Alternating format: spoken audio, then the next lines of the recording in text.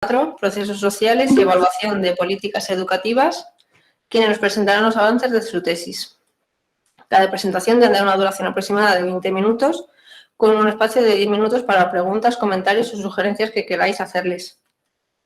Posteriormente pasaremos a un descanso de 5 minutos para continuar con la segunda parte del seminario, con nuestras compañeras Sofía Torrecilla y Mireia Vendrell, quienes impartirán un taller formativo titulado «Cómo tramitar la defensa de la tesis doctoral en la Complutense, procedimientos y requisitos clave», que tendrá una hora de duración y posteriormente tendrá un espacio para intercambiar preguntas o comentarios. Está programado concluir la sesión en torno a las 8 de la tarde y posteriormente, para aquellos que estéis de manera presencial, tendremos un agape. Informaros que la sesión, al igual que en otras ediciones, será grabada de forma que podéis consultar la misma en el canal de YouTube. Recordaros que solamente se puede acceder a esta sesión durante los primeros 20 minutos, por lo que se ruega os metáis dentro de estos primeros 20 minutos. Y luego recordaros que durante el descanso no os desconectéis y para la obtención del certificado es necesaria la asistencia y rellenar el formulario de inscripción que se os enviará por el chat. Si no lo cumplimentáis en el momento de la sesión, luego se cierra y no se pueden permitir más respuestas. Damos la bienvenida a nuestro compañero Gustavo Eduardo. Él es licenciado en Ciencias de la Educación y profesor de segunda enseñanza en Física y Matemáticas por la PUCE de Quito. Tiene maestría en Astrofísica por la Complutense. Ha sido profesor de Física y Estadística en varias universidades de Ecuador y Chile. Fue director del Instituto Nacional de Evaluación Educativa, INEVAL, en 2 gobiernos. También ha sido miembro del Consejo Técnico de Alto Nivel CETAN de la UNESCO. Igualmente fue miembro del Consejo Técnico Asesor del Ministerio de Educación de Ecuador y miembro del Comité Directivo del Laboratorio Latinoamericano de Calidad de la Educación, el IECE.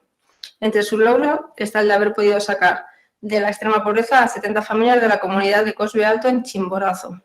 Su ponencia titulada Diseño, construcción y análisis de un instrumento para medir las actitudes hacia el aprendizaje de la física en estudiantes universitarios ecuatorianos. Gustavo, darte la bienvenida y tienes la palabra. Muy amable, muchas gracias. Muy buenos días en América, muy buenas tardes a todos en España. Voy a proceder a compartir la pantalla. Permítanme.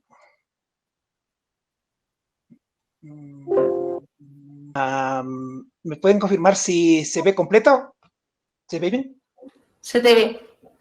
Perfecto, listo. Gracias a todos. Nuevamente, un gusto el poder compartir los avances de la tesis. La tesis es diseño, construcción y análisis de un instrumento para medir las actitudes hacia el aprendizaje de la física en estudiantes universitarios del Ecuador. El contenido está en... Gustavo, una última cosa, que se nos ha quedado la pantalla congelada y no sale tu presentación. Déjame verle. A ver.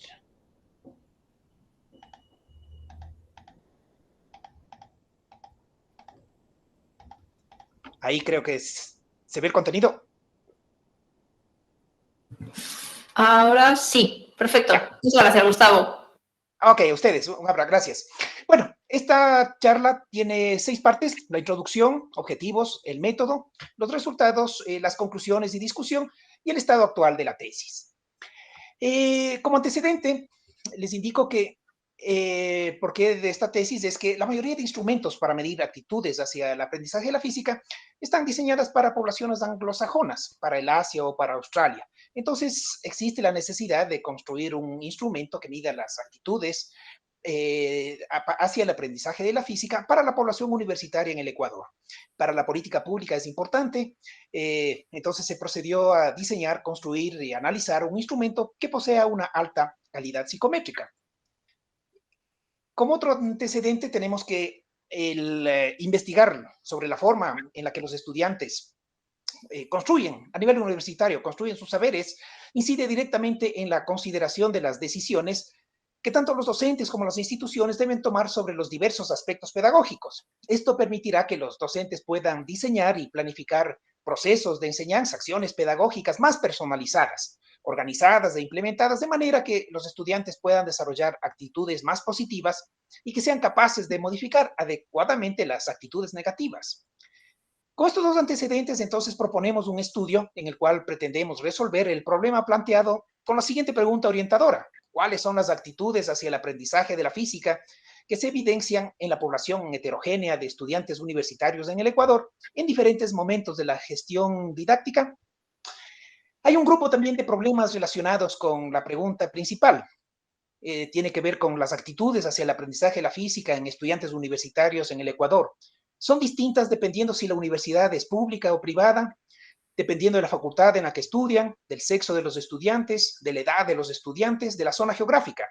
Si es zona rural o urbana en la que viven los estudiantes. Aquí en el Ecuador existen 3 regímenes, digamos, Costa Galápagos, 2 en realidad, perdón, Costa Galápagos, que es hemisferio norte, perdón, ese es hemisferio sur, y Sierra Amazonía, que es hemisferio norte. Estamos justo en la mitad del mundo, entonces tenemos 2 ciclos nosotros. Entonces, queremos ver también si hay diferencias entre los 2 ciclos.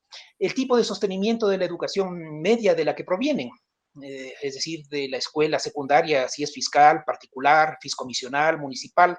Entonces, queremos ver justamente esos, si hay variabilidad, digamos, con esas factores también asociados con los chicos, digamos, que participan en el estudio. Entonces, para resolver justamente estos problemas de investigación es necesario contar con un instrumento de medida de las actitudes del aprendizaje de la física que sea de alta calidad psicométrica para medir dichas actitudes en una muestra representativa en la población heterogénea de estudiantes universitarios del Ecuador. Entonces, esto nos permitirá tener la información necesaria para resolver los problemas planteados. El objetivo, primero, es diseñar, construir, digamos, un instrumento de alta calidad psicométrica destinado justamente a medir las actitudes hacia el aprendizaje de la física. Este se llama, ya, no se llamará, ya está, digamos, construido, es el cuestionario de actitudes hacia el aprendizaje de la física, CAP. Es específico para ser usado con estudiantes de las distintas universidades del Ecuador y cuya aplicación sea breve y sencilla. Entonces, se ha construido, digamos, este cuestionario, el CAP, y ya vamos a ver la calidad psicométrica que posee este instrumento. El segundo objetivo es validar el instrumento con población hispanohablante, ¿sí? Indico hispanohablante ya que en el Ecuador existe cerca de 16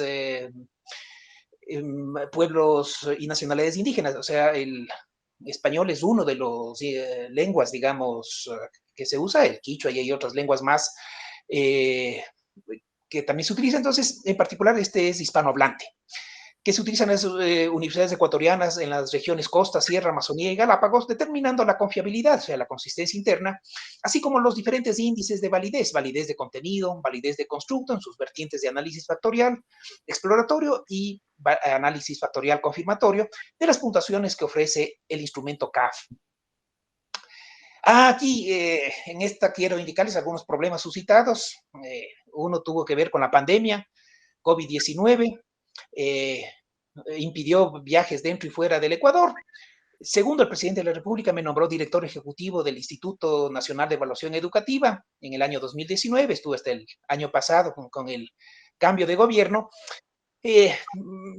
Ahí tuve que pedir tiempo y medio tiempo, digamos, un poco más de plazo, ya que la necesidad de ayudar, digamos, colaborar con el país era importante y estaba justamente con la tesis.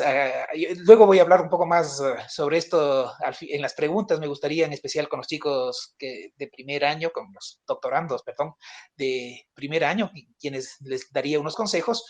Y se sacó provecho. Ya les voy a hablar cómo se sacó provecho justamente el estar, digamos, en este puesto. Tercero, me dio COVID, sobreviví, digamos, al contagio y estando aún sin vacuna de COVID-19.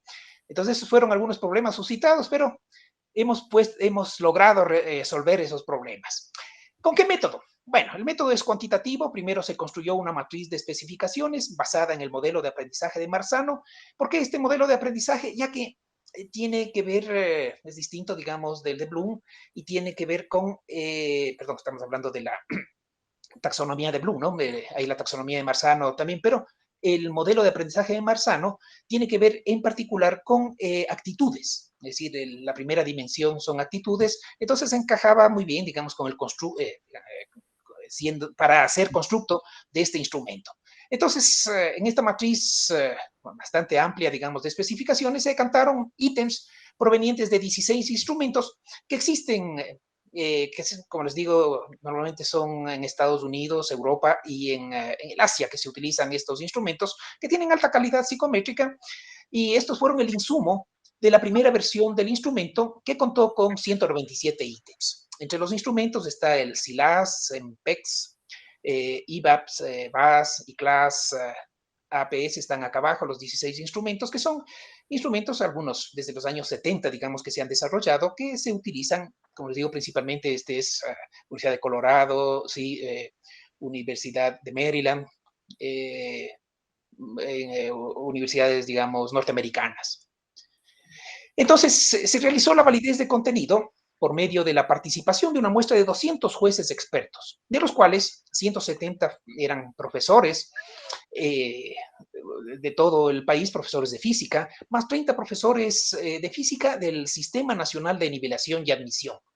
Este sistema nacional es para las universidades públicas en el país, y dictan la materia de física en la Universidad Central. La Universidad Central del Ecuador es la más grande, digamos, la principal y la que tiene una mejor muestra, digamos, y de todos los alumnos y también profesores del país. A propósito, se tomó el universo de 700 profesores de física de bachillerato y de nivelación, de quienes obtuvieron las mejores puntuaciones, que son parte de los 132.329 profesores de todo el Ecuador que rindieron la prueba Ser Maestro 2020.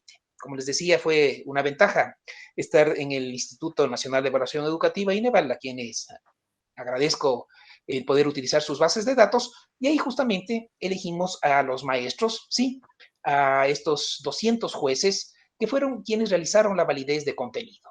Para eso se conformaron 20 grupos de expertos, con 10 integrantes en cada grupo, y se diseñaron 20 formas con 10 ítems escogidos al azar. Se realizó un diseño de Youden y se envió vía correo electrónico para que validen 7 propiedades del instrumento. Con estos datos se calculó el índice de validez de contenido, la razón de validez de contenido y la V de Aiken para los criterios analizados. Por medio de estas validaciones se obtuvo como resultado una segunda versión preliminar del CAP, ahora con 108 ítems. Cabe indicar que fue realizado por medio de correo electrónico. Con respecto a los estudiantes, se utilizó una muestra de 130.000 estudiantes. Esto es una excelente muestra de un universo de 1.300.000. Como digo, nos proporcionó el Instituto Nacional de Evaluación Educativa los datos, las bases de datos y los datos, digamos, de los estudiantes de todas las universidades del Ecuador. Entonces, esto fue fantástico, o sea, tener un universo de 1.300.000 estudiantes y de todas las universidades, de todo el país. Entonces, fuimos sacando muestras, varias muestras, y la muestra total fue de 130.000 estudiantes, a quienes se les envió por correo electrónico, justamente con el sistema Yet Another Mail Merge, el sistema YAM. Diariamente se enviaba 1.500 correos electrónicos entre los meses de marzo y junio del año 2022. Cabe indicar aquí que son la base de datos, digamos, los estudiantes son de la prueba Ser Bachiller, que participaron entre los años 2018 y 2020. De los 130.000, digamos, es el 1% los que contestaron. Entonces, ese también es un problema que para que contesten, digamos, por más que se les enviaba nuevamente los correos electrónicos y como les decimos, 1.500 correos diarios, no contestan, ¿no? Diversos motivos, digamos, cambiaron de universidad, de mail, todo. Veíamos que hay un seguimiento, es bastante bueno, recomendable el sistema YAM, que se ve cuántos han abierto, ¿no? Entonces, más o menos, sí, es un 10% y de los cuales contestan un 10% de eso, o sea, total. Tuvimos 1.300 estudiantes que contestaron del instrumento. Entonces, con eso se realizaron diversos análisis factoriales para seleccionar los ítems que mejor satisfacían las garantías teóricas y psicométricas. Los análisis factoriales se realizaron tanto sobre la matriz de correlaciones policóricas como sobre la matriz de correlaciones de Pearson, y se utilizaron diversos procedimientos para identificar el número de factores más adecuado. siendo, digamos, decantando en 5 las dimensiones, los factores adecuados de este instrumento. Como resultados, indicamos que la primera versión del instrumento CAP con 127 ítems, la validación de contenido nos arrojó los valores de los índices de validez de contenido de 0,75, una V de Aiken mayor de 0,90, perdón, el IBC es mayor de 0,75, un alfa de Cronbach 0,875, con un índice, digamos, con un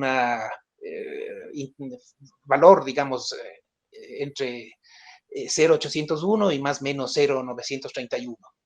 En la segunda versión preliminar, el CAF, que estuvo compuesta por un total de 98 ítems sobre los que se aplicó el análisis factorial exploratorio, tras la elección de la solución factorial más adecuada, se obtuvo la versión definitiva con 34 ítems, compuesta de 5 factores o escalas correlacionadas. Como tercer resultado, tenemos que la versión definitiva del CAP se administró a un total de 1.300 estudiantes universitarios de todas las universidades del Ecuador, y datos que se utilizaron para calcular también pre-test, post-test, contrastar diferencias de hipótesis, calibrar el instrumento por medio de la teoría de respuesta al ítem y determinar las principales propiedades psicométricas del CAF, utilizando el análisis factorial confirmatorio y modelos de ecuación estructural con el uso del modelo jerárquico lineal. Como cuarto resultado, se indica que se tienen evidencias de excelentes propiedades psicométricas del instrumento. Quinto, se demostró que el instrumento tiene una confiabilidad favorable, que arrojó una confiabilidad favorable, y en última instancia unos resultados que apuntan a una excelente validez para diferenciar entre otros instrumentos existentes. Entonces, este es un buen instrumento que entraría en la lista de los 16 instrumentos. Ahora habría en el mundo 17 instrumentos de alta calidad psicométrica que miden actitudes hacia el aprendizaje de la física. Este es en particular para estudiantes universitarios y ecuatorianos. Como conclusiones, indico que el presente trabajo presenta un instrumento que es pertinente, desarrollado con el objetivo de medir actitudes hacia el aprendizaje de la física en estudiantes universitarios en el Ecuador. Ese es el instrumento del CAF. El instrumento está compuesto por 34 ítems, dividido en 5 subescalas, que cuentan con una fiabilidad y una validez alta. El análisis factorial de componentes principales sugiere la existencia, ahí es de 5, perdón, dimensiones que explican el 62.35% de la varianza. Además, el instrumento ofrece garantías de una buena validez de contenido y de constructo y con confiabilidad aceptable. Otra característica de este instrumento es que como conclusiones y discusión, así, número 4, es el primer instrumento destinado a medir las actitudes hacia el aprendizaje de la física en población universitaria en el Ecuador, lo cual permitirá diseñar dinámicas de trabajo y acciones pedagógicas más personalizadas de acuerdo con las actitudes de los estudiantes, y valorar la eficacia de las intervenciones pedagógicas que buscan crear un cambio de actitudes en los estudiantes.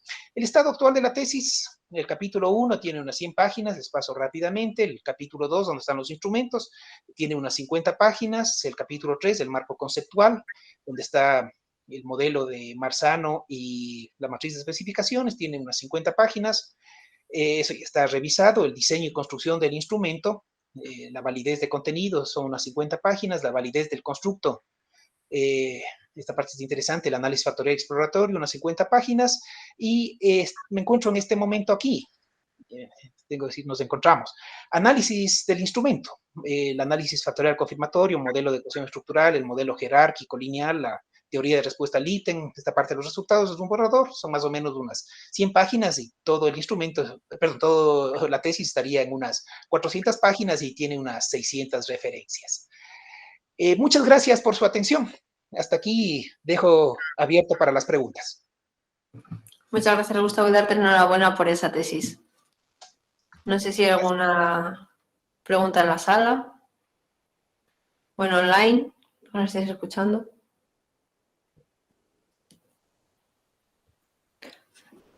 Creo que... Preguntas, aprovechen. ¿Puedo presentar algo que decía con respecto, a ver, espérate un momentito, con respecto a los problemas? Y así no hay preguntas.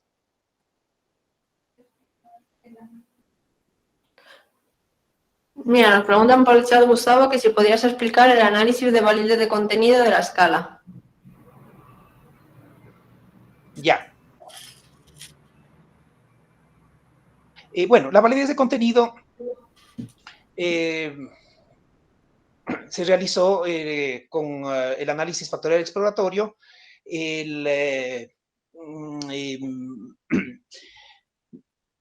perdón, estaba pensando en la de constructo, no, la de contenido lo que se realizó fue con índices que son bastante sencillos, se encuentran como índices de validez de contenido, razón también de validez de contenido, y es la parte de teoría clásica del test. Entonces se ve cuántos de los profesores, 200, cuántos están de acuerdo, ¿sí? Y cuántos están de desacuerdo. Entonces, esa es normalmente el análisis que se realiza y varios, digamos, índices. El V de Aiken es el principal, digamos, el más conocido, pero hay otros índices también, y eso nos indica justamente, o sea, a ver en cuál los expertos, en este caso los profesores de física, están más de acuerdo, ¿sí? Entonces, de los 197 ítems, dicen sí, o sea, este está más de acuerdo, pero con respecto les dimos, con respecto a cada uno de su definición operacional, su dimensión, digamos, con lo que debería estar encajado ese ítem. Entonces los expertos, los 200, iban poniendo si están o no de acuerdo al respecto. Se puso una escala de Likert de 1 a 7 y con eso, digamos, bajando, moviéndole ese valor, a ver, de 0,85, todo, entonces va quedando se va reduciendo el instrumento. Al respecto, les comento también que eso es difícil, supongamos haciendo análisis, es mejor así que sean expertos. En vez de una experiencia buena fue, teníamos 200, digamos, profesores, pero muchos no eran expertos, seamos sinceros, sino que tenían, digamos, tenían en el examen, digamos, que dieron de ser maestro, tenían buen puntaje y por eso entraron como expertos. Pero había diferencia entre profesores de 20 años, digamos, como profesores de 5 años de experiencia. Un profesor de 20 años, o sea, tenía mejor, veíamos, ojo para elegir, digamos, esos ítems si están o no de acuerdo. Eso al respecto es preferible y hay artículos de Tristán que indican que es mejor tener, digamos, 16 a 20 expertos antes que tener 200, ¿no?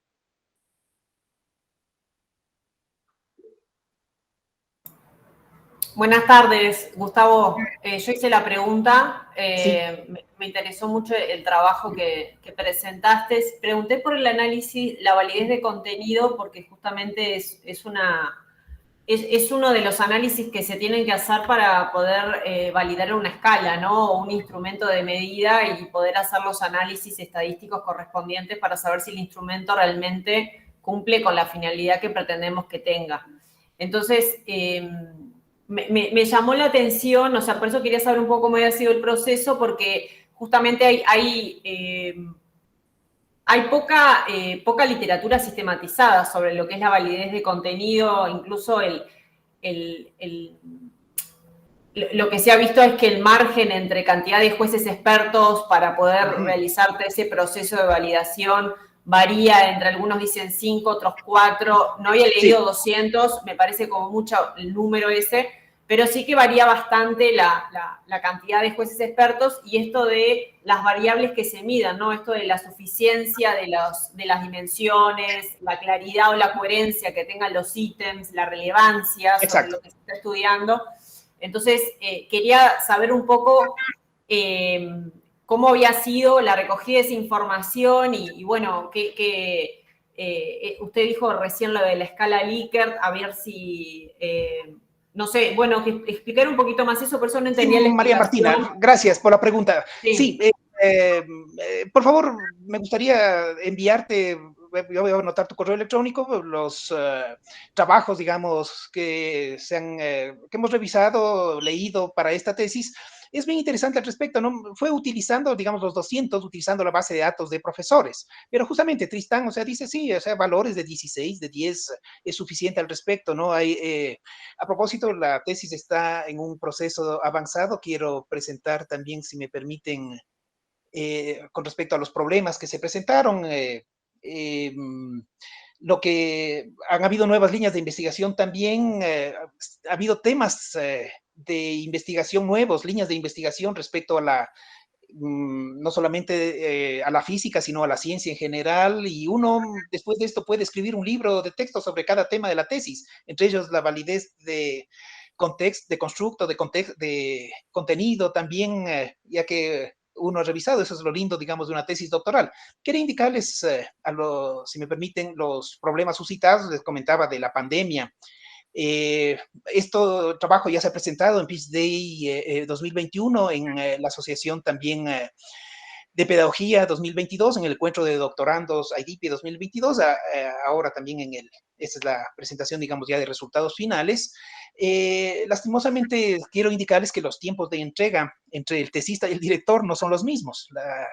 El primer director no tuvo la delicadeza de decirme que con lo que no estaba de acuerdo, simplemente dejó de comunicarse. Eso no es muy profesional y es una falta de ética. Tuve que hablar con el vicedecano para ver qué es lo que está sucediendo con el director. Es algo que a nadie espero le pase. Fue uno de los problemas en COVID y que sucedió, digamos, también y afectó digamos, la entrega de test de los... Eduardo, por favor, si no te importa, vete acortando que nos queda todavía Ya. la siguiente ponencia, por favor, para Listo. finalizar. Con esto estaría terminado lo mío. Muy bien, muchas gracias. Darte enhorabuena por esa tesis y enhorabuena por el instrumento que has creado sobre física. Muy bien, continuamos con la siguiente ponente, Angélica Oviedo, además compañera del seminario. Ella es licenciada en Ciencias de la Educación por la Universidad Autónoma de Baja California, en México, con maestría en Didáctica de las Matemáticas y actualmente es estudiante del doctorado de la UCM. Como parte de su experiencia profesional, se encuentra la coordinación de un centro de educación media superior en zonas en condiciones de vulnerabilidad, siendo asesora técnico-pedagógica en el sistema educativo del estado de Baja California, en México. Realiza el diseño curricular de un posgrado en dirección y supervisión para profesores de educación básica y coordina la implementación a nivel estatal. Actualmente se desempeña como jefa del Departamento de Gestión Organizacional y Evaluación de la Calidad en la Oficina de Planeación de la Universidad Autónoma de Baja California. A nivel académico ha participado en la publicación de capítulos de libros, artículos y presentación de ponencias, las cuales versan principalmente sobre la formación de profesores y el aprendizaje basado en tecnologías. Su ponencia se titula Prácticas docentes asociadas a la evaluación de las matemáticas. Angélica, darte la enhorabuena y tienes la palabra. Sí, gracias, Débora. Muchas gracias por la presentación. Voy a compartir. Me comentan si se... Perfecto. A ver, permítanme. Me regreso al inicio. Bueno, pues muchas gracias. Un gusto saludarles desde México y poder compartir con ustedes los avances de la tesis doctoral hasta el día de hoy, que como bien comentaba Débora, se titula Prácticas y concepciones docentes asociadas a la evaluación de las matemáticas en primaria. Mis directores de tesis es la doctora Coral González de la UCM y el doctor Joaquín Caso de la Universidad Autónoma de Baja California. El contenido que les voy a compartir lo dividí en 6 apartados, iniciando con el planteamiento del problema, luego una revisión muy rápida de la teoría que ha sustentado esta investigación, luego el diseño metodológico mixto que hemos empleado y tanto del estudio cualitativo como cuantitativo estaré presentando un poco sobre cómo se obtuvo la información y el análisis de datos y finalmente unas breves conclusiones. Angélica, perdona que te interrumpa, pero creo que se te ha quedado la pantalla congelada. Comprueba si es... A ver, voy a hacerlo de nuevo, Me dicen Ok, sí. no te preocupes. Ahora sí se mueve junto con... Ahora perfecto, Angélica, todo tuyo. Muy bien, gracias. Bueno, respecto al planteamiento del problema, ¿por qué decidimos estudiar esto? Realmente la principal base es el bajo logro educativo de los estudiantes de primaria en matemáticas que se ha registrado de manera histórica. En la última evaluación del 2018 que se realizó a gran escala en el país, al menos en lo que respecta a Baja California, que es una de las entidades de México, se tiene que poco más de la mitad de los estudiantes de primaria no cuenta con los conocimientos necesarios para continuar aprendiendo. Es decir, realmente en términos de conocimientos no deberían de promocionarse al siguiente grado, ¿no? Por su falta de, o sus lagunas, ¿no? de conocimiento en esta disciplina. Y reconociendo que las matemáticas es una ciencia habilitadora, que facilita el trayecto, el tránsito a niveles educativos superiores y además una estructura de pensamiento que permite una participación más activa en la sociedad, nos interesó enfocarnos, ¿no? A hacer esta delimitación. ¿Y por qué en primaria? Bueno, además del problema presente, también el hecho de que es el nivel educativo con mayor matrícula en México y presenta además otras particularidades que nos parecían interesantes. Bueno, y en este problema, ¿por qué decidir abordarlo desde la evaluación, ¿no? de esta disciplina? Tiene que ver sobre todo por la amplia literatura que reconoce a la evaluación en el aula, es decir, la evaluación que desempeña el profesor, como un proceso con una capacidad impresionante de condicionar la enseñanza y el aprendizaje, ¿no? De hecho, se llega a mencionar que el docente, de forma consciente o inconsciente, comunica a través de la evaluación cuáles son los contenidos valiosos o aquellos que valen la pena aprender, y de hecho aquellos que no son evaluados pueden incluso tener una menor importancia o incluso no ser aprendidos. Entonces, se trató de abordar este problema desde la evaluación y además se sumó otro constructo que tiene que ver con las concepciones de los docentes desde la línea del pensamiento del profesor, que aboga porque las concepciones influyen en la práctica pedagógica, es decir, esta relación entre pensamiento y acción. Con base en ello se planteó esta estructura de preguntas y objetivos, perdón. Una pregunta general, bueno, pues, ¿qué prácticas utilizan los docentes para evaluar a sus estudiantes en educación primaria en matemáticas y qué relación presentan con sus concepciones y un conjunto de variables sociodemográficas? Esta pregunta general se desglosa en 4 específicas sobre, bueno, qué prácticas son estas, ¿no? Las que queremos conocer, cuál es la relación entre la evaluación y las concepciones, si es posible identificar perfiles de evaluación y caracterizarlos, y bueno, esto nos lleva a 3 objetivos específicos, que en esta lámina ya les adelanto que el diseño mixto, el primer objetivo se trabajó desde un estudio cualitativo y cuantitativo, y el resto de los objetivos a través de métodos cuantitativos. Y voy a hacer un recorrido súper breve sobre el marco teórico en relación con estos 3 aspectos, que es el conocimiento matemático, que es el área donde está acotada la investigación, la evaluación en el aula y las concepciones de los docentes, ya que esto nos va a permitir poder encuadrar los resultados. Sin detenerme más aquí del conocimiento matemático, pues es resaltar, como les decía, la importancia de esta disciplina, y cuando lo llevamos a las matemáticas escolares, encontramos que pues el enfoque didáctico propuesto es la resolución de problemas, que como ustedes podrán ver ahí en la cita, pues no es nada nuevo, al menos en México son 30 años que se empieza a promover este enfoque didáctico, pero existe evidencia que pues al menos en este país no se ha logrado consolidar en todas las aulas, ¿no? Y aquí sin ser muy explícita en la figura, sí quiero mostrarles pues digamos, la complejidad, ¿no? de esta estrategia, que implica que el sujeto se involucre con la tarea matemática, tanto a un nivel cognitivo, es decir, que le exija, ¿no? Cierto desafío intelectual, pero al mismo tiempo una dimensión afectiva, motivacional, que le permite implicarse en la tarea, ¿no? Y bueno, Polya es el pionero en establecer un proceso de resolución de problemas que inicia desde que el estudiante entra en contacto con el problema, lo analiza, revisa cuáles pueden ser las posibles vías de solución, ejecuta esa estrategia y luego hace una evaluación, ¿no? de lo realizado para poder definir si fue correcto, ¿no? el proceso seguido, o si se puede trasladar a algún otro escenario y demás. Entonces, si bien hace tiempo de esta propuesta teórica del proceso de resolución de problemas, hay diversos autores más actuales que lo han seguido aplicando, pero en esencia son estas 4 etapas, ¿no?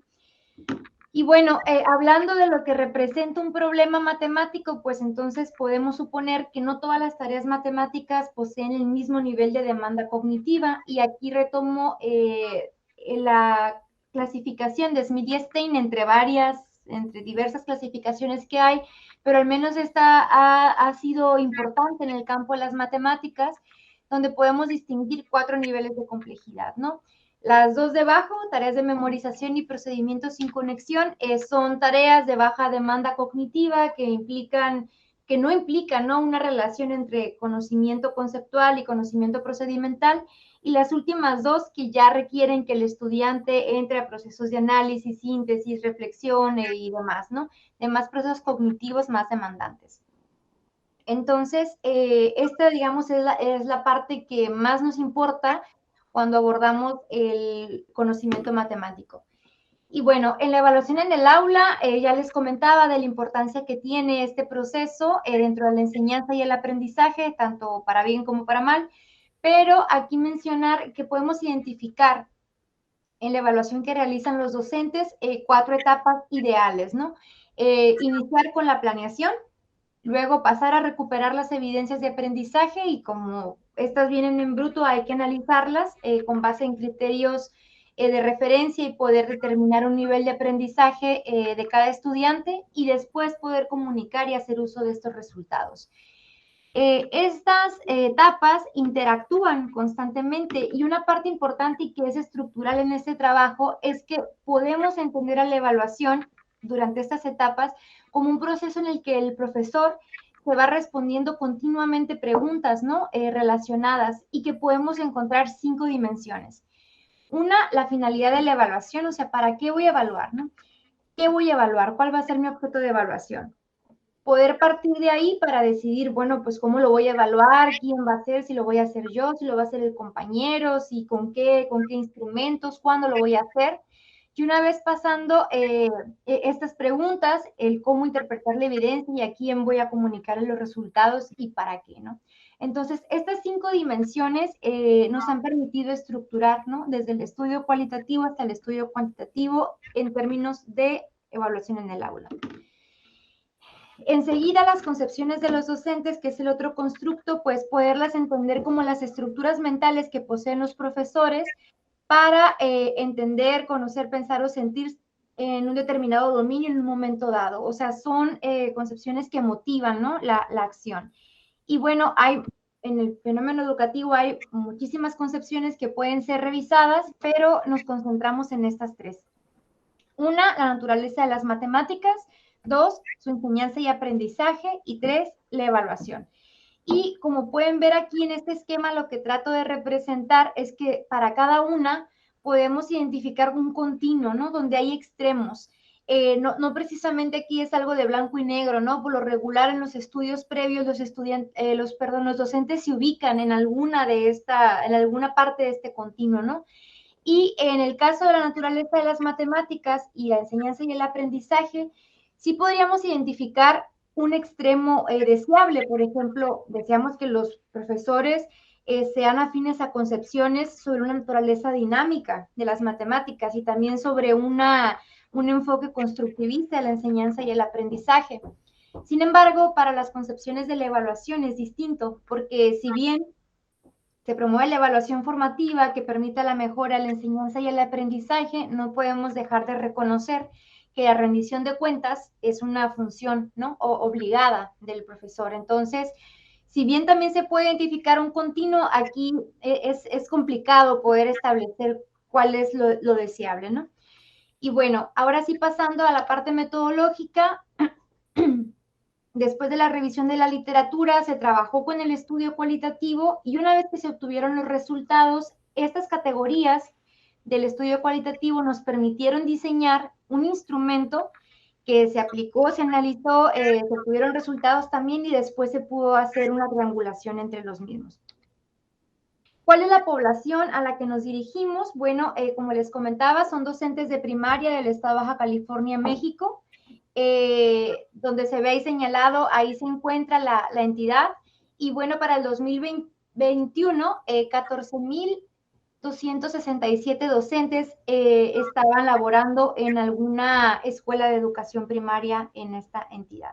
Y comentarles nada más que pues, de manera similar a España, primaria está repartida en 6 grados escolares y bueno, podemos identificar 3 ciclos, ¿no? Separar de 2 en 2 estos ciclos escolares. Y bueno, forma parte de la educación básica y está detrás preescolar y le sigue la educación secundaria. Estos ciclos escolares nos permitieron en el estudio cualitativo obtener la información utilizando grupos focales y estructuramos 3 grupos con base en el ciclo, ¿no? En el que imparten clase los profesores.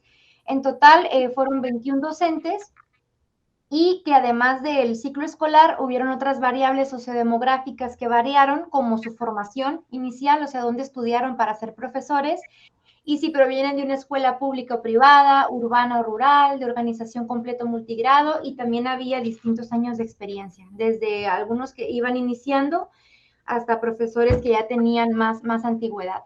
Y bueno, esta obtención de información se dio entre junio y julio del 2019.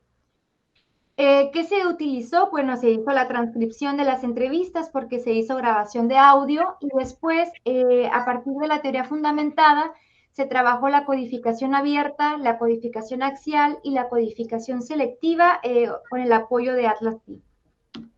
Entre los resultados de la codificación abierta, pues obtuvimos primeramente 12 categorías que se analizaron posteriormente con lo que se conoce en teoría fundamentada como paradigma de codificación, que no es más que estudiar las categorías e identificar cuáles son condiciones del fenómeno estudiado y cuáles son acciones como tal. Y nos permitió establecer, digamos, un modelo descriptivo de este fenómeno. Se trató de seguir manteniendo las 5 dimensiones teóricas que ya se habían seleccionado desde la revisión de la literatura y además condiciones que logramos identificar distintos niveles, ¿no? Que sugerían los profesores. Condiciones tanto en el aula como en la escuela, en las zonas de estar y disposiciones que emiten autoridades educativas, en este caso CEP y CE, me refiero a las autoridades federales y estatales, ¿no?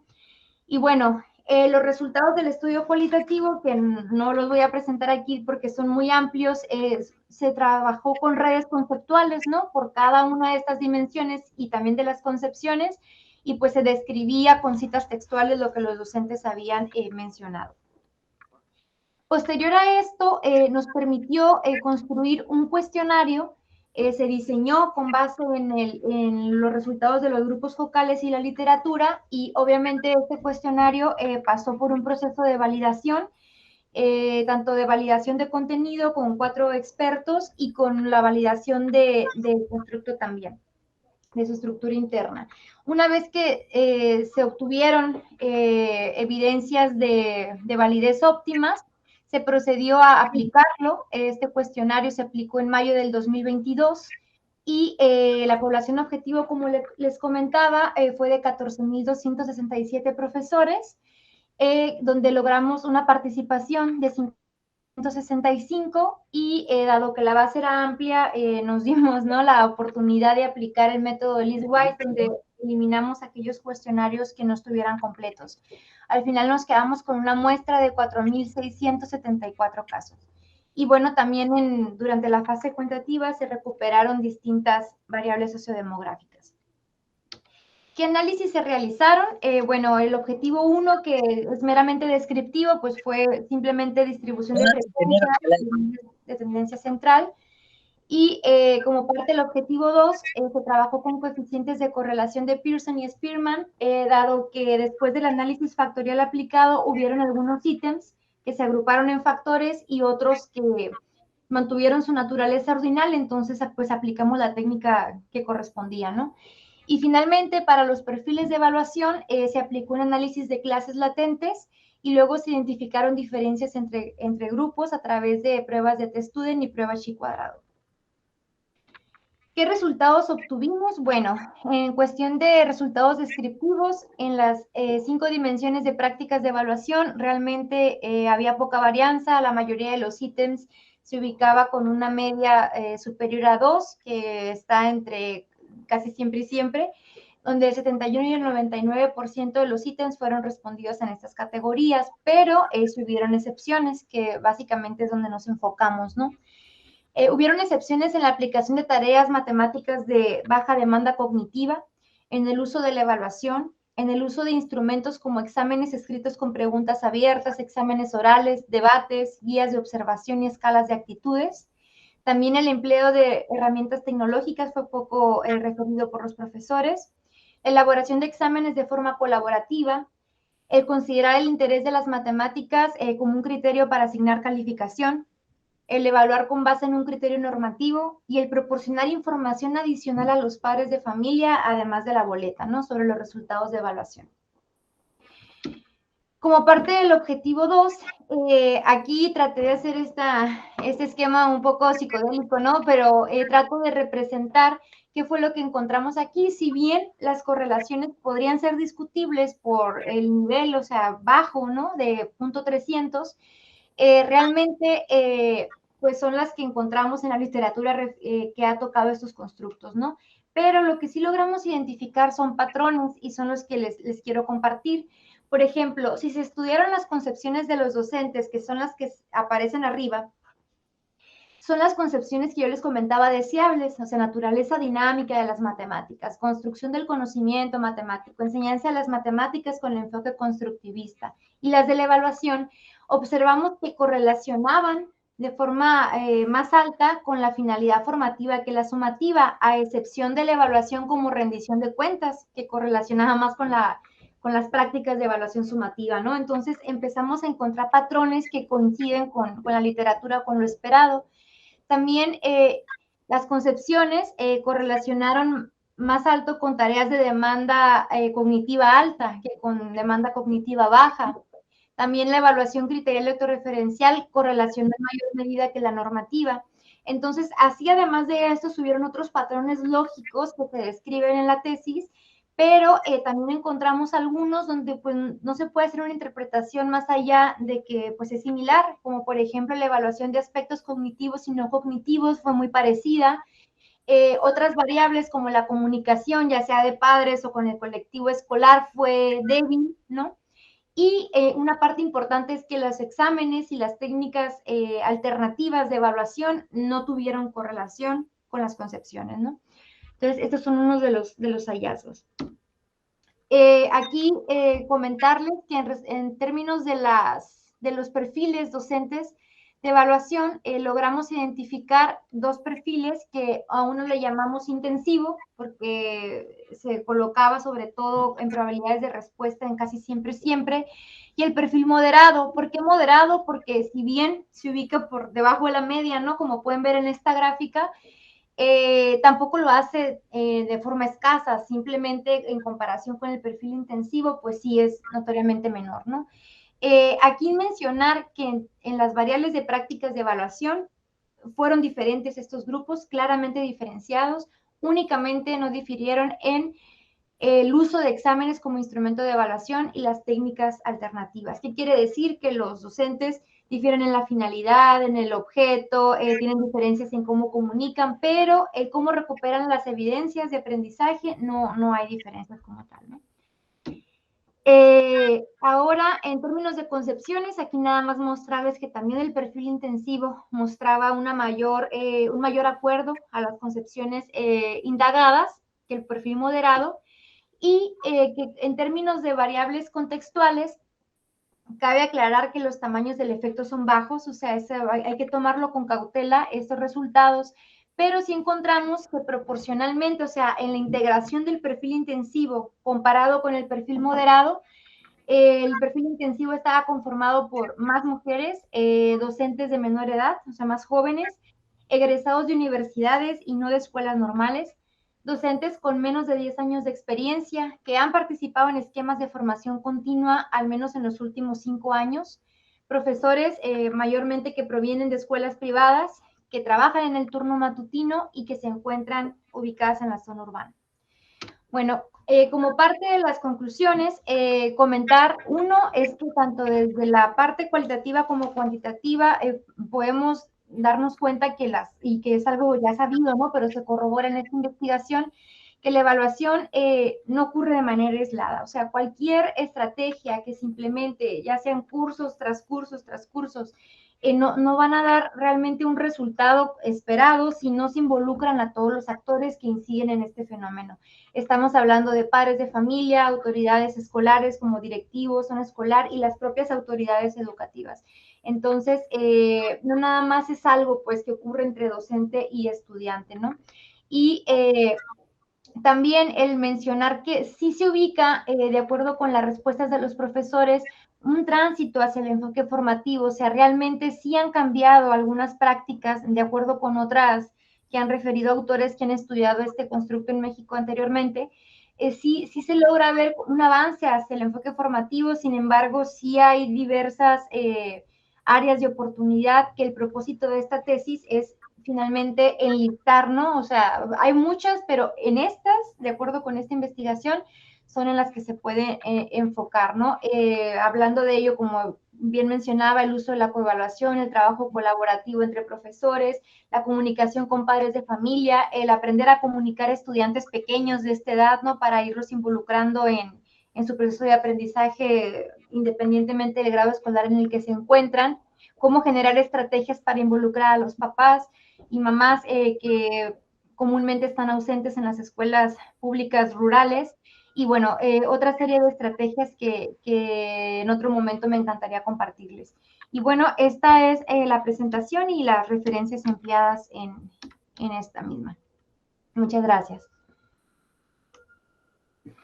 Muchas gracias, Angélica, y enhorabuena por el trabajo que estás desarrollando. No sé si hay alguna pregunta en online o aquí en la sala para ella.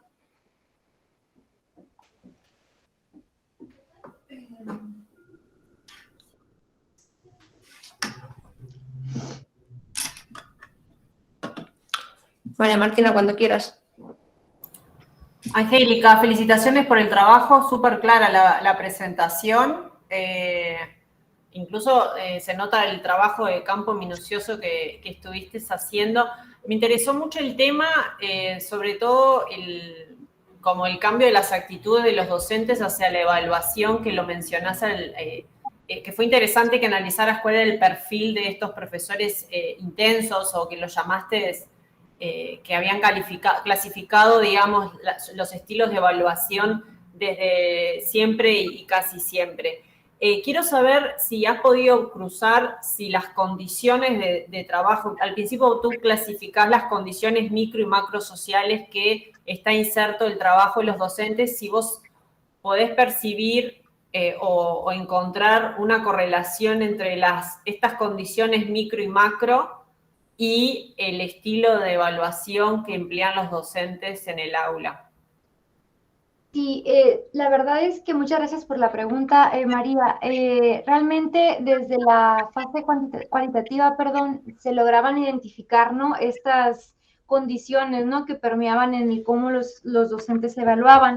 Al final, en los resultados donde se triangula, ¿no?, lo cual con lo cuanti, sí podemos identificar aspectos como, por ejemplo, el tamaño del grupo viene siendo una variable extremadamente importante y que se da en contextos rurales, escuelas multigrado, donde la participación de los padres es menor. Entonces, realmente esta interpretación de las condiciones micro y macro está entretejida, o sea, se entreteje entre diversos niveles, ¿no? Por ejemplo, uno que también observábamos es el cómo, ¿no?, los docentes refieren continuamente el hecho de que las disposiciones que emiten las autoridades educativas modifican su práctica totalmente. O sea, teníamos profesores que mencionaban, ¿no?, el cambio de evaluaciones de bimestrales por trimestrales y cómo eso los había llevado a reorientar las formas de evaluar, tanto de evaluación sumativa como formativa. Entonces, sí se describen en el trabajo con base en estos niveles el cómo impactan, ¿no?, las prácticas. Y en términos de concepciones, pues sí, lograr entender que hay una relación, aunque pudiera parecer baja, hay un patrón, ¿no?, que entre más fortalecidas estén las concepciones asociadas a una evaluación para la mejora del aprendizaje, a una naturaleza dinámica de las matemáticas, enseñanza y demás, pues podemos tener presentes prácticas de evaluación diferenciadas, ¿no? Excelente. Muchísimas gracias. Súper clara la respuesta. Sí, gracias a ti.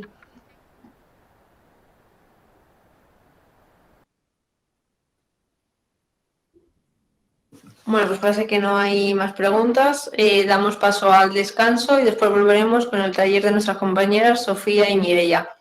Por favor, no os desconectéis y enseguida volvemos. Gracias. Sí, gracias. Os dejamos el formulario en el chat para que podáis complementarlo los que estáis en online. Para los que estáis en presencial lo tenéis colgado en la puerta. Ahora nos vemos.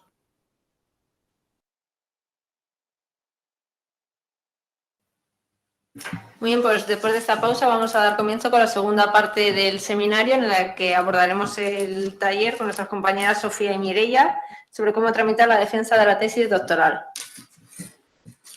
Ahora voy a presentar que han sido también compañeros del seminario. Sofía y Mireia son estudiantes de doctorado en el Departamento de Investigación en Psicología en Educación de la Complutense con un contrato predoctoral. Actualmente están a punto de defender sus tesis doctorales.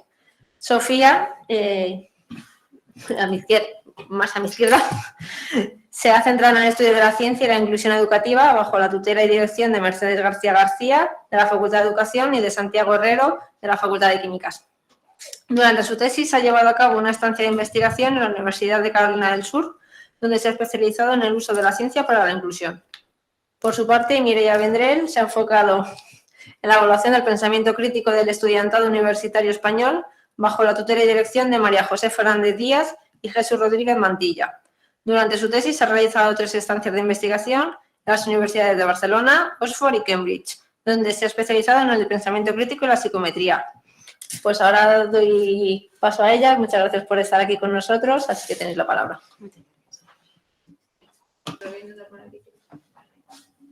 En primer lugar, pues saludar a todas las personas que están presencial y también de manera online. Y nada, por parte de Mireia y de mí, que soy Sofía, pues un placer estar con todas vosotras hoy. El taller se va a centrar un poquito pues en contar el trámite que acabamos de pasar para poder realizar la defensa de la tesis doctoral y familiarizaros un poquito con el procedimiento y los espacios dentro de la web de la Complutense y de la Facultad de Educación en la que vais a encontrar toda la documentación para poder realizar estos trámites cuando os vaya tocando. Bueno, realmente creo que son 6 puntos claves, si no me equivoco. Sí. Un procedimiento previo que hay que tener en cuenta. Luego hay 3 trámites, ¿verdad? Antes de 4. Bueno, Sí. que nos tocan, bueno, sí, 3 o 4. Luego el día del acto y terminamos hablando un poco del premio extraordinario, también por si os interesa, es decir, aspectos que son posteriores al día de la defensa, pero que también son de interés. Bien, vamos a empezar primero con los pasos previos antes de realizar el depósito de la tesis, ¿no?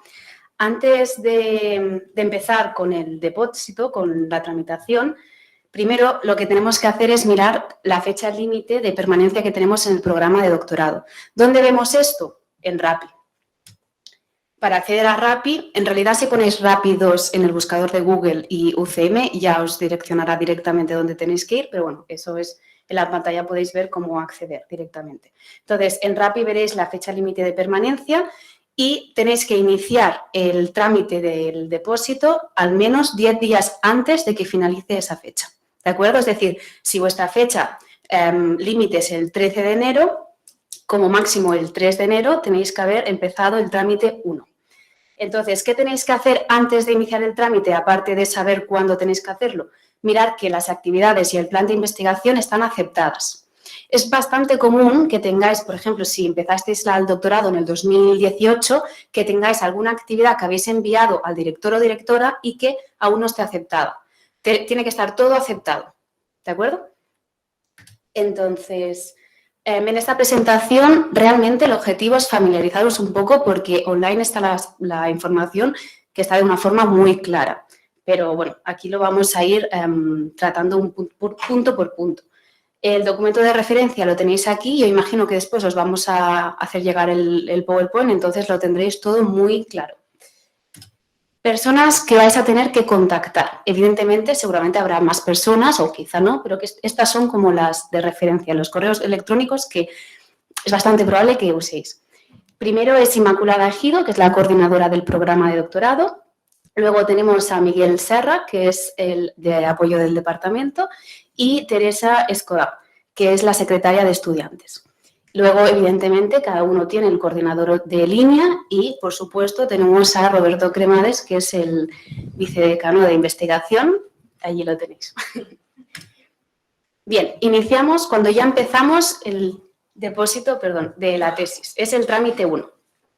Entonces, documentos generales que tenemos que aportar todo el mundo es el informe de su director de tesis, el visto bueno de su tutor y la tesis doctoral en PDF.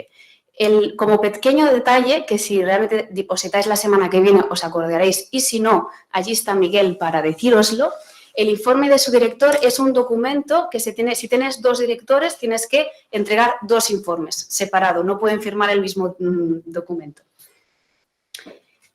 Para acceder a la página web donde tenéis que hacer donde la aplicación, ¿no? Aquí lo tenéis, tesis, procedimiento, una vez más. Si en el buscador de Google ponéis trámite 1, depósitos de tesis doctoral, os irá directamente, os explicará muy claramente lo que tenéis que hacer, cómo tenéis que rellenarlo, en mayúsculas, sin tildes, bla, bla, bla. Allí lo tenéis todo. Luego, lo que he dicho, general, todo el mundo tiene que aportar 3 documentos. 1, 2, 3, que están aquí, y luego adicional. Pues depende, si tú, en vez de, tu tesis es en formato publicaciones, pues tendrás un documento especial para rellenarlo y enviarlo. Mención internacional lo mismo, convenio de cotutela y las tesis sometidas a confidencialidad. Son documentos adicionales que necesitas. Impresos y documentos, aquí también están todos, tanto los que necesitamos aquí, que son los informes de director, como el visto bueno, como los adicionales y después también otros documentos que vamos a necesitar más adelante. Luego, aquí donde está el trámite 1, depósitos de tesis doctoral, allí es un formulario que tenéis que subir todos estos documentos y paralelamente tenéis que contactar a la Secretaría de la Facultad de Educación a través de este formulario. Básicamente es informarles que has iniciado el trámite 1. Entonces, Teresa ya se pondrá en contacto contigo y te dirá, mira, en Rappi aún no tienes esto cerrado, te falta este documento. Es algo paralelo, trámite 1 en la página web y el formulario de contacto.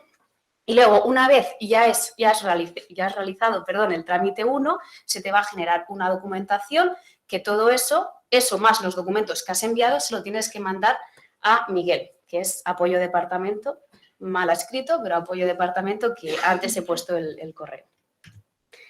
Luego, eso es lo que tenemos que hacer nosotros como estudiantes. Paralelamente, nuestro director o directora de tesis tiene que enviar el informe de Turnitin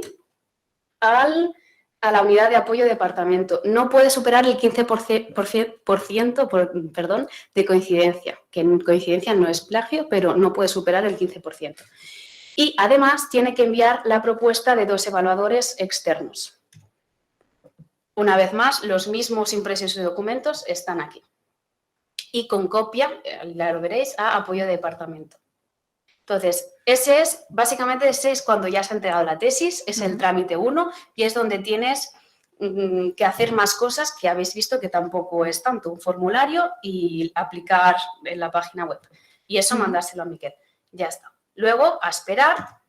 Efectivamente. Y luego comienza el trámite 2, que es, pues en principio los evaluadores externos tienen 15 días, ¿no?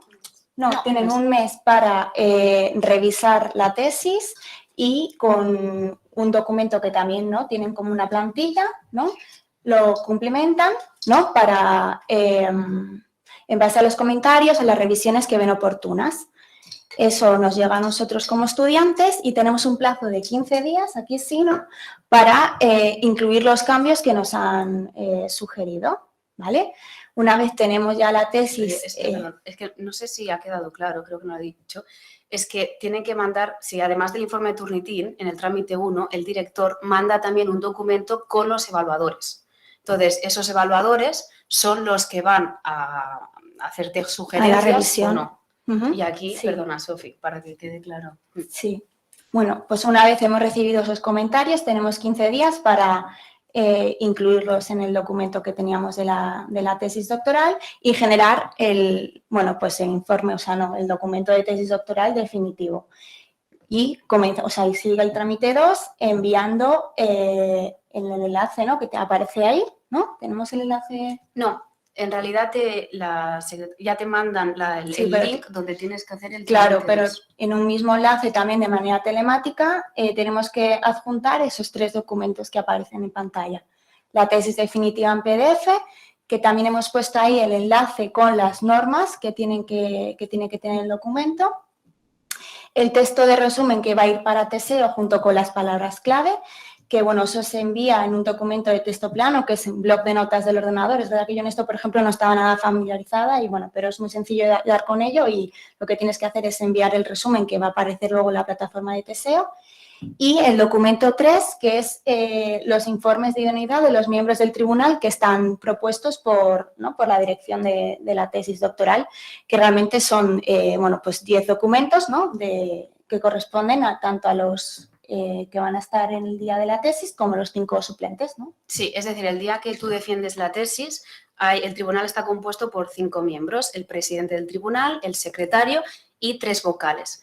¿Qué pasa? Que no podemos ir todo a uno. Si uno de estos 5 falla, ¿qué pasa? Entonces hay los 5 del tribunal, que los que se propone, y luego 5 más por si acaso, por si alguno falla, que no haya ningún problema. Entonces, cuando tú aplicas al trámite 2, eso sí que es importante, tienes que aportar la documentación de cada uno de estos miembros en el orden de preferencia.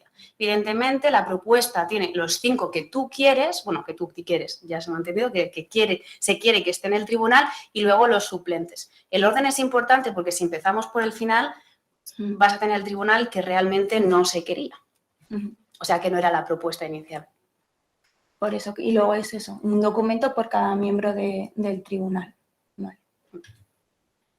Y el trámite 3, pues bueno, una vez nos han dicho que el trámite 2 está correcto, se pone en contacto con nosotras Secretaría de la Facultad de Educación, ¿verdad? Sí. Tenemos que realizar el pago y enviar por correo el justificante del pago de la tasa, del título. Y de nuevo hay que enviar ese resumen para Teseo que ya se había enviado en el trámite 2 con el formato, ¿no?, de texto plano, pues esta vez en Word simplemente, ¿vale? Entonces enviamos el justificante de pago y el resumen que ya teníamos elaborado en un documento de Word. Y en un plazo, no sé, creo que no hay un plazo de días, pero es verdad que pues nos da un poquito de tiempo para también presentar físicamente en la Facultad de Educación, en la Secretaría, un ejemplar de la tesis impresa y encuadernada, y abajo tenéis el enlace porque también hay ciertas normas que hay que cumplir con la manera de sacar la tesis encuadernada. Sí, que eso son cosas, está todo bien explicado, pero sí que no es lo mismo cuando tú mandas en el trámite 1 o 2 la tesis, que es en formato PDF, que cuando lo imprimes y lo llevas, más que nada porque es como un libro, las páginas en blanco, la portada tiene que cambiar, que aquí sí que es fácil equivocarse y eso, pero está claramente especificado. Vale. Bueno, pues aquí ya, ¿no? Una cosa, los trámites previos ya están hechos y llega, ¿no? El momento. Aquí en realidad ya es personaje pasivo de lo que está pasando con tu tesis. Básicamente tú tienes que esperar, te informan de que se ha incluido la tesis en un listado de publicidad.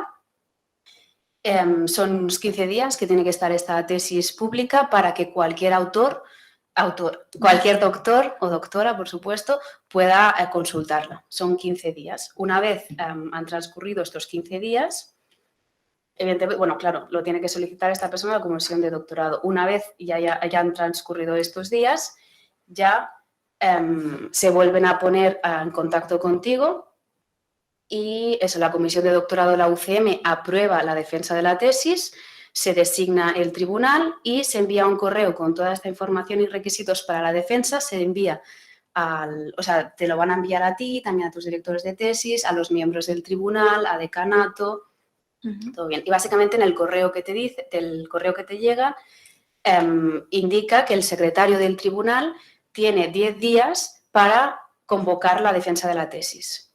Entonces, esta persona tiene que indicarte en menos de 10 días el lugar y la hora de tu defensa de tesis doctoral. Y eso te lo indica a ti y al resto, y a las personas del tribunal y también a tus directores de tesis. Y la condición, perdón, es que sea en el plazo de 40 días. Bueno, la defensa de la tesis tiene que ser en el plazo de 40 días desde que tú recibes ese correo. Ese correo. Eso es. Vale. Bueno, y llega el día esperado, el día de la defensa. Y bueno, hay un protocolo de actuación que efectivamente ahí también viene todo muy detallado de cuáles son las fases desde el momento en el que se inicia, bueno, pues en el día realmente del acto de la tesis, ¿no? O sea, de defensa de la tesis. ¿Y cómo comienza? Bueno, pues una vez están todas las personas ya presentes, el secretario del tribunal pues explica el procedimiento a seguir. A continuación, pues nosotros y nosotras lo que tendríamos que hacer es defender y presentar la tesis doctoral, que ahí es verdad que en función de cada facultad se cuenta con más o menos tiempo.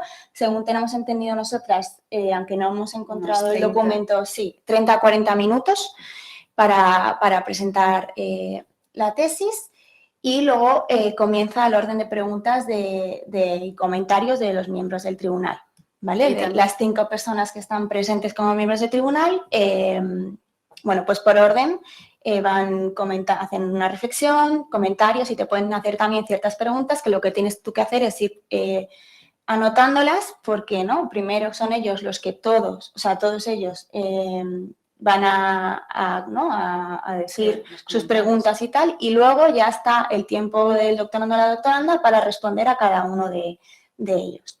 También es importante que si en la sala hay algún doctor o doctora, esa persona también puede hacer preguntas.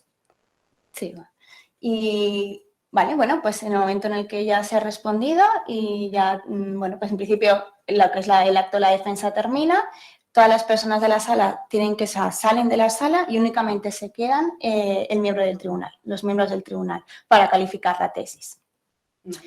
Y cuando tienen esa calificación, pues ya se hace pública, ¿no? Y se otorga lo que es la calificación global. Es decir, aquí tenemos la calificación posible que nos pueden dar. ¿Por qué? Porque está la posibilidad del cum laude, ¿sí? Que eso es cuando efectivamente tu calificación es de sobresaliente. Sí, ¿no? pero esto es a posterior. Pero es a posterior, por eso hablamos de calificación global, porque realmente el cum laude, si te lo otorgan, lo sabes, ¿no? En 5 días. Sí, en principio, el día de la ceremonia únicamente te pueden decir esta calificación global de la que hablaba Sofi, que es no apto, aprobado, notable y sobresaliente. Ya está. Luego, los miembros del tribunal tienen que hacer una votación anónima en un sobre que luego el secretario del tribunal y el presidente se van a reunir en los próximos 5 días hábiles y ya ven si tiene la mención cum laude o no. Para obtener la mención cum laude, todos los miembros del tribunal tienen que estar de acuerdo en que tiene que ser cum laude. Entonces, hemos puesto el negrita cum laude porque esto está un poco relacionado con lo siguiente que queremos explicar. Básicamente, hasta aquí cuando ya has llegado al punto 6 y ya has defendido la tesis, ya está, eres doctor o doctora siempre y cuando no seas no apto.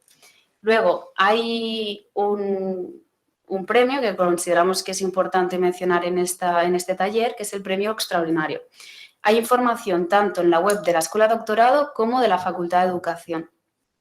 Entonces, el único requisito para optar a este premio, o bueno, el más importante, ¿no?, sería que tienes que tener la mención cum laude. Por eso lo poníamos en negrita como que es importante para acceder a eso y después, evidentemente, es una mención que para obtener una plaza, pues te va mejor tenerla que no. Entonces, si quieres, porque si puedes ir a la de la Facultad de Educación. Ay, perdona, claro, yo tenía esto. No, la de Facultad de Educación, sí. Porque creo que quizá no este taller viene bien para las personas que ya están a punto de defender, pero creo que eso puede interesar a todo el mundo. Simplemente os quiero mostrar los criterios. Es que no veo de lejos. Ay. Vale, aquí básicamente, bueno, te cuentan el objeto, requisitos de los aspirantes. No se está compartiendo porque creo que solo compartís esa ventana. Vale. Igualmente, solo quiero destacar una cosa, o sea, voy a leerlo. Son los...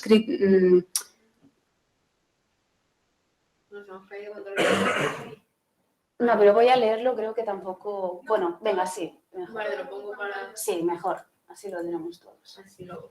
Vale, abajo. Mira, pues me voy a acercar yo. Aquí tenemos la presentación. ¿Y eso por qué no va a funcionar? Acércate. ¿Se me escucha? ¿Me escucháis? Acércate. Sí, se te escucha. Sí. ¿Sí? Vale, bueno, básicamente el calendario ahora ya ha terminado, 13 de marzo, pero bueno, las personas que estamos aquí aún no hemos terminado, así que nos viene perfecto para el siguiente año. Explica la comisión de evaluación, estupendo. Lo que sí que quería mencionar aquí, los criterios y baremos de valoración. La memoria, o sea, lo que va a contar para que te lo den a ti o a otra persona. Aparte del cum laude, que si no tienes el cum laude ya no optas. Primero, la memoria de tesis. Obviamente tienes que haber tenido una tesis. Eso te cuenta máximo 5 puntos. Luego, informe del órgano responsable, ¿verdad? El currículum vitae del solicitante, que es eso lo que me interesa bastante. Máximo 5 puntos. Moraleja, te cuenta bastante el currículum. Entonces, todo lo que se pueda ir haciendo, pues participación en congresos, artículos, capítulos de libro, todo eso te va a dar al final, a la larga, más puntos para que puedas obtener ese premio, ¿no? Bueno, y aquí están las reglas de formación, publicaciones, comunicaciones, todo eso. Y creo eso, reitero, que está bien saberlo cuando aún no has terminado la tesis para decir, ostras, pues me interesa o no, quizás no te interesa, claro. estupendo.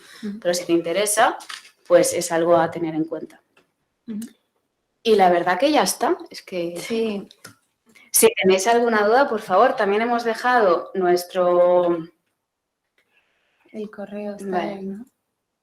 Sí, pero Nuestro vamos, correo. van a tener acceso a este PowerPoint, ¿no? Que al final también es Sí. lo importante y lo útil, porque todo lo que os estamos comentando, hasta el día en el que os tengáis que poner con ello, fácil es que se olvide.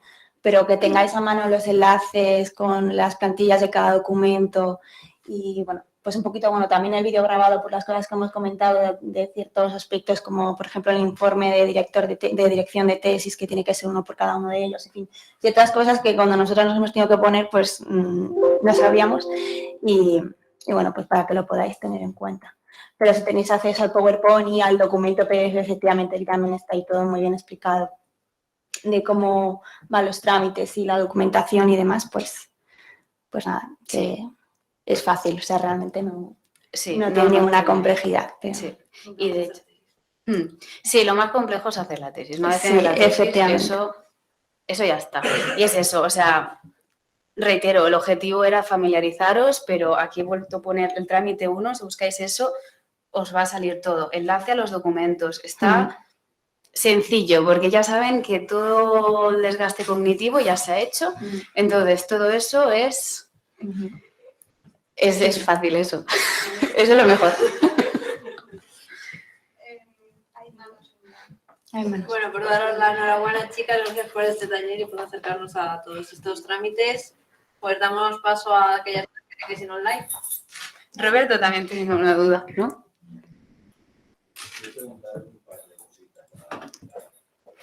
Sí. El PDF que tenéis puesto, ¿puedes abrir la página, por favor? ¿Puedes abrir la página, por favor, de doctorado? La página de doctorado. De la facultad. escuela. De la facultad. ¿La facultad de educación o la escuela? Sí, esa, la facultad. Vale, que igual estoy. Es que os quiero matizar una cosilla. Vale. ¿Te puedes ir a impresos, por favor? Vale, puedes ir abajo del todo. ¿Y ese es el enlace que habéis puesto de las instrucciones del depósito? Digital de la tesis. Buen punto. Hemos puesto, perdonad, hemos puesto el de la escuela de doctorado. Eso lo vamos a cambiar. Vale, os lo decía por eso, ¿vale? Yo sé que es complicado de ver, pero aquí, en este documento, que está en instrucciones de depósito, está todos los puntos explicados de lo que acaban de decir vuestras compañeras, que os felicito, no obstante, por vuestra presentación tan clara.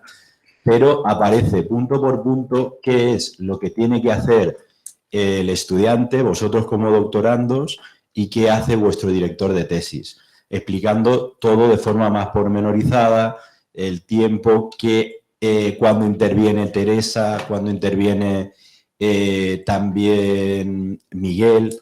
Y entonces yo creo que es más importante, aunque obviamente la escuela de doctorado tiene sus cosas, que os vayáis a la información de la web del programa de doctorado de la facultad. Porque hay otra cosa también, igual que los premios extraordinarios. Los premios extraordinarios, obviamente hay información en la escuela de doctorado, pero los premios de doctorado del programa de doctorado en educación los gestiona siguiendo esa normativa la propia facultad. Entonces, lo que venga que sea de la escuela de doctorado, no os va hay cosas que nos competen a vosotros. Es igual que, por ejemplo, la admisión. Pues nosotros tenemos un requisito de B1 obligatorio y podéis escribir a la escuela de doctorado. Os dirán que os pongáis en contacto con el coordinador del programa para que os explique cómo funciona, ¿no?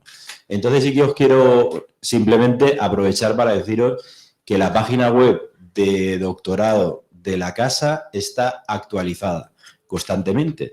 De hecho, ahora mismo, pues haciendo un poco alusión a lo que decís de los premios extraordinarios, estamos en ello, se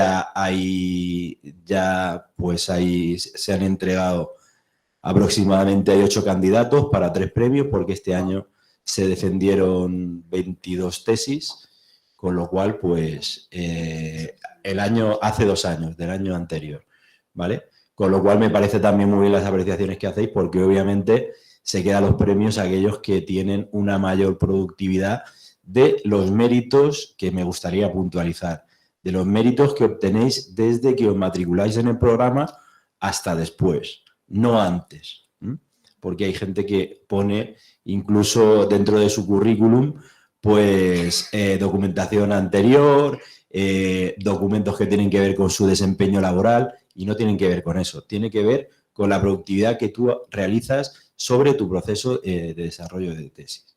De hecho, corrígeme si no es así, pero cuenta desde que inicias el doctorado hasta que aplicas a ese premio. O sea, no es hasta que defiendes, sino que es hasta que aplicas. Efectivamente, porque, a ver, el periodo que no es el año anterior es precisamente porque uno, una vez que acaba la tesis, con su director está pues estructurando cuántos artículos va a publicar, dónde los va a publicar, qué va a hacer con ellos, etcétera, ¿no?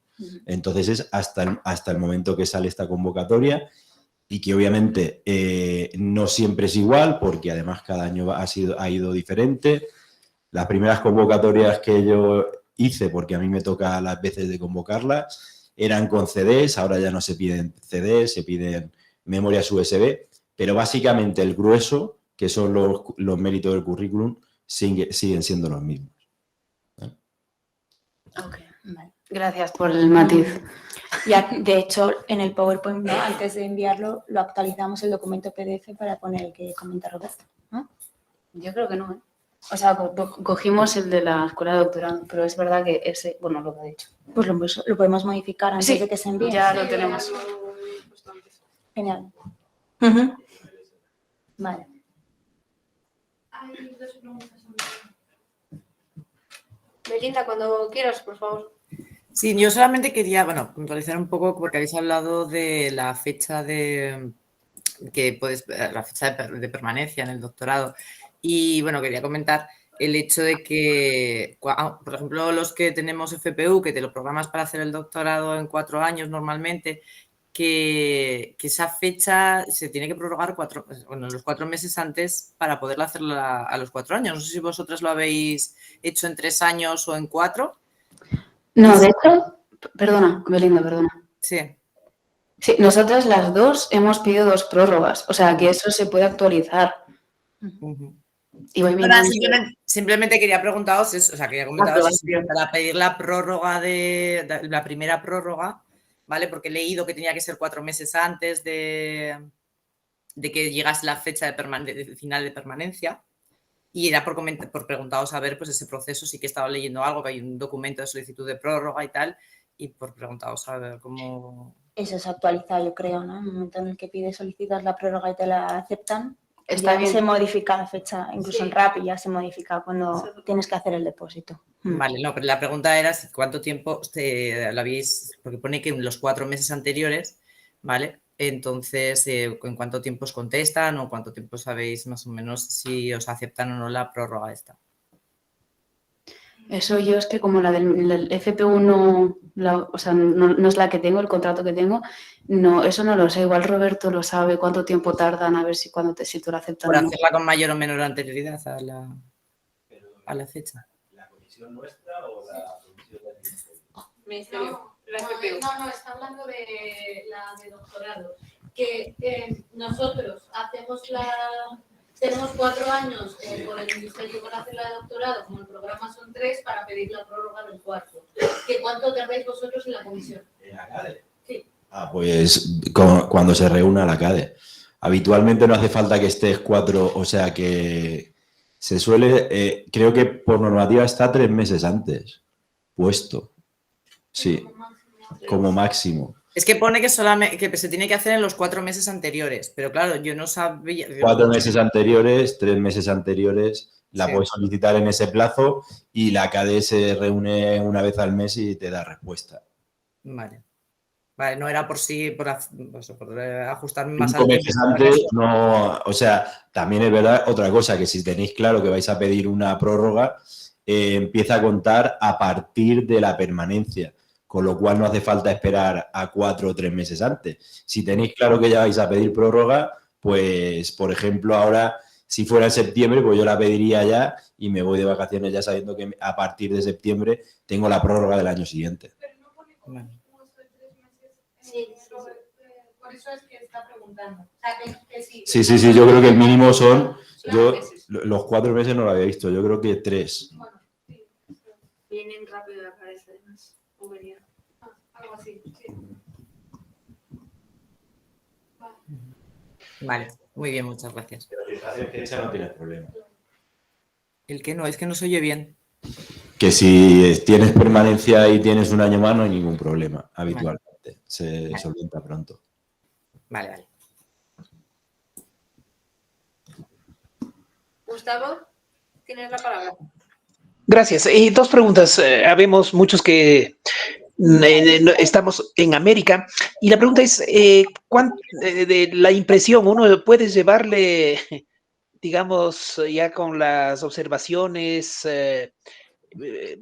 le hacemos uno mismo la impresión o hay algún esquema, digamos, de cómo debe ir el encuadernado, me refiero? Y segunda pregunta, de promedio, ¿cuántas páginas tiene una tesis en la Facultad de Educación? Gracias. Lo primero que has comentado, sí, efectivamente hay una normativa para la encuadernación de la tesis, pero en el mismo PowerPoint os hemos puesto el enlace al documento en el que aparecen, bueno, no son muchas, pero hay algunas que hay que tener en cuenta antes de sacar la tesis impresa y encuadernarla. Y la segunda pregunta yo creo que es muy subjetiva, depende de tu investigación, de tu tesis, de cómo la hayas proyectado, en fin, eso yo creo que no habría respuesta, que eso depende de la tesis que estés realizando. Ok, gracias. A ti por tu intervención, Gustavo. ¿Alguna duda más? ¿Bien online o bien en sala? ¿Cuánto tiempo habéis tardado en el proceso? Pues el mismo. De hecho, bastante. Bueno, sí, a ver, subjetivo. Iniciamos en online, perdona, Mireia, que han preguntado cuánto tiempo han durado los trámites desde que iniciaron. Claro, pero es que también tuvimos las vacaciones de Sí. Navidad por medio y eso, quieras que no, también hizo que se retrasase un poco, ¿no? Nosotras iniciamos el trámite 1, que es cuando realmente el importante, ¿no? Cuando ya inicias el trámite. Lo iniciamos el 15 de diciembre o así aproximadamente. Sí, 15 de diciembre. Entonces, ahora ya tenemos fecha para la defensa, pero bueno, Sí. yo ya tengo fecha para mayo, principios de mayo. Entonces, Bastante, pero también eso depende de si cuando mandan tu tesis a los expertos externos, si te ponen comentarios o no. También cuánto vas a tardar tú haciendo estas modificaciones. Sí. Roberto, matiza. No. No, es de forma orientativa para el resto también, que es lo que estábamos hablando antes en la escalera.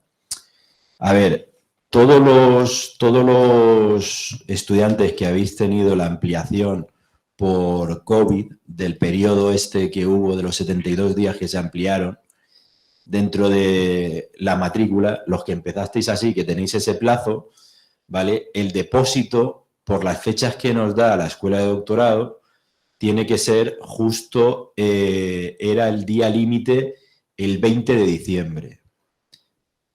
Aquí el 20 de diciembre no hay nadie para gestionar nada, porque la tesis, la permanencia acaba el 2 de enero. Entonces, claro, uno puede coger y decir, bueno, yo voy a arriesgarme a poner el trámite 1 el 1 de enero, que es fiesta. Entonces, claro, no hay ningún administrativo aquí. El problema en vuestro caso y el problema que vais a tener todos los que estáis en esta línea con el COVID es que vais a empezar las gestiones de vuestro trámite 1 en plenas vacaciones. Y en plenas vacaciones coincide las vacaciones de todo el mundo. Le tienes que mandar el día 15 depositaste tú de diciembre, después del puente de diciembre, antes de las vacaciones de Navidad, que todos los que nos dedicamos un poco a esto y estamos en la academia, sabemos que las únicas vacaciones que medio se respetan de todo el año son las vacaciones de Navidad. Porque ahora en Semana Santa estaremos escribiendo artículos, en verano estaremos escribiendo artículos, pero lo único que se respeta es la Navidad. Entonces, le tenemos que enviar con ese trámite 1 a 2 colegas, poneros a leeros una tesis de lectura recomendada navideña y hacer un informe. Y hacer un informe que además no sea una línea, que tiene que ser un informe con un sustrato de haberte leído la tesis. Entonces, esa situación para los que la depositáis, y os va a pasar esto de depositarla este año además, se ha adelantado la fecha para que sea precisamente el 15 de diciembre y tener unos días ahí de margen para que todo pueda fluir más rápido, ¿no? Pero todo depende de eso.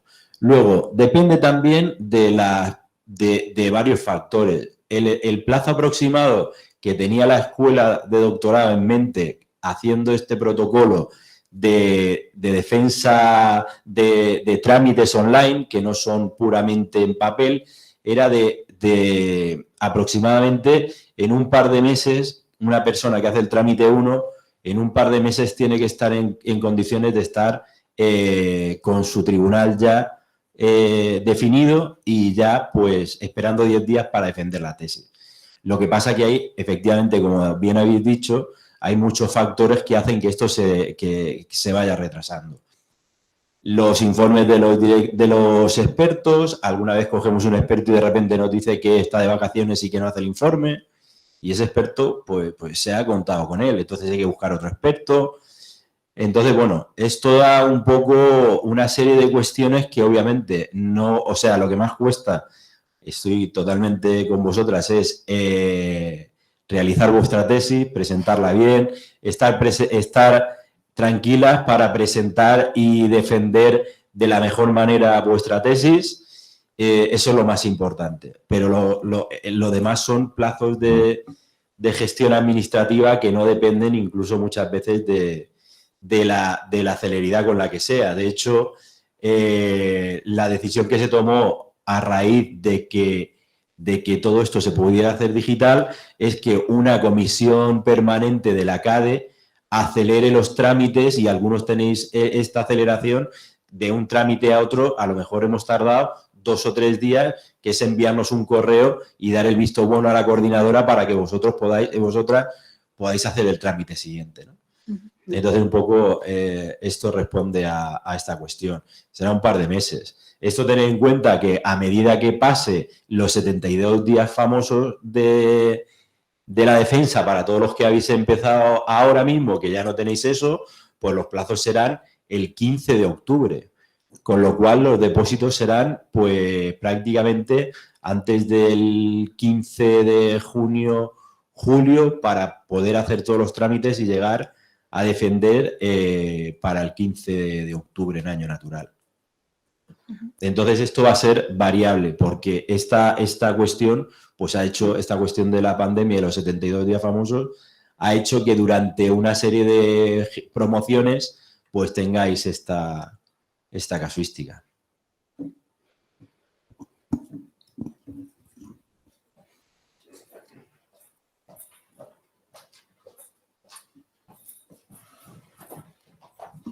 ¿Alguna duda más? ¿Bien en la sala o en online? Bueno, pues muchas gracias por tus intervenciones, Roberto. Daros las gracias, Sofía, Mireia. Damos por concluida esta cuarta sesión. Daros las gracias a todos los que estáis en online y a los que habéis asistido aquí. Y nada, desearos una buena tarde a todos. Muchas gracias. Gracias, adiós.